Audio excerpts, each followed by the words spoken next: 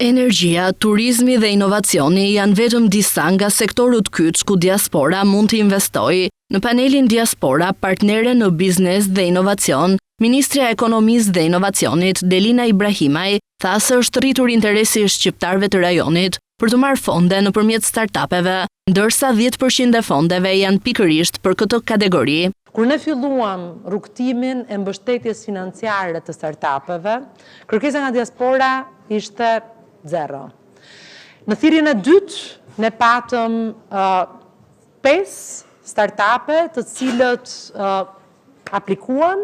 dhe fituan. Vitin e kaluar ishin 35 shqiptarët, jo vetëm nga rajoni, por edhe nga Mëgjer, që aplikuan për fondet e startupeve, ndërsa këtë vit janë 70 shqiptarët që kanë aplikuar nga vendet e rajonit. Dhe gati 10% e fondeve që qeveria shqiptare ka vënë në dispozicion për mbështetjen e inovacionit është e dedikuar diasporës. Pasi jo vetëm ne duam që të tërheqim kapital dhe njohuri nga diaspora, por duam dhe që sipërmarrjet shqiptare nëpërmjet lidhjeve që neve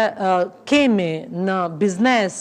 në diasporë të mund t'i ndihmojmë për të ndërkombëtarizuar, duke krijuar një mjedis lehtësues për zhvillimin e investimeve në turizëm, duke krijuar lehtësira fiskale, duke nxitur investimet, me qëllim që të rritej numri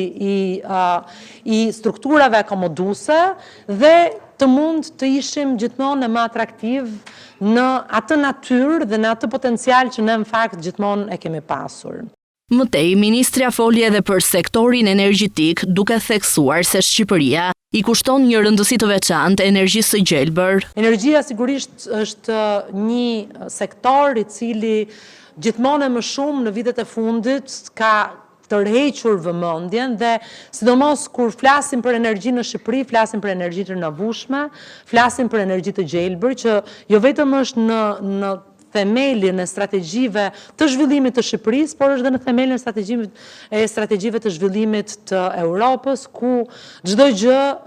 po shihet në kontekstin green dhe digjitale. Në mbyllje të fjalës së saj, Ibrahimaj theksoi se synohet ndërtimi një marrëdhënie më të fortë dhe në samitin e 5 do të ketë rezultate të matshme.